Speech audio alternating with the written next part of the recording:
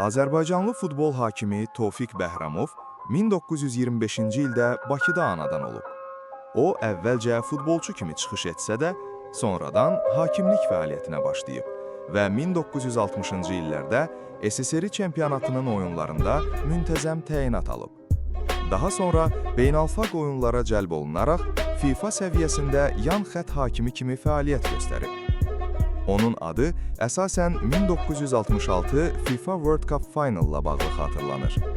1966-cı ildə Londonda keçirilən final oyununda İngiltərə və Qərbi Almaniya yığmaları qarşılaşıb. Oyunun əlavə vaxtında Jeff Hurst tərəfindən vurulan zərbədən sonra topun qapı xəttini keçib keçməməsi ilə bağlı qərar yan hakim kimi Bəhramov tərəfindən verilib. Baş hakim Gottfried Dienst onun işarəsinə əsaslanaraq qolu qeydə alıb. Bu epizod sonradan futbol tarixində ən çox müzakirə olunan qərarlardan biri kimi qeyd olunur.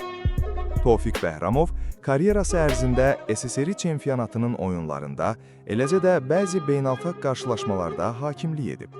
O, 1993-cü ildə vəfat edib. Bakıda yerləşən Tofiq Bəhramov stadion onun adını daşıyır. Stadion ölkədə əsas futbol obyektlərindən biridir və müxtəlif yerli və beynəlxalq oyunlara ev sahibliyi edir.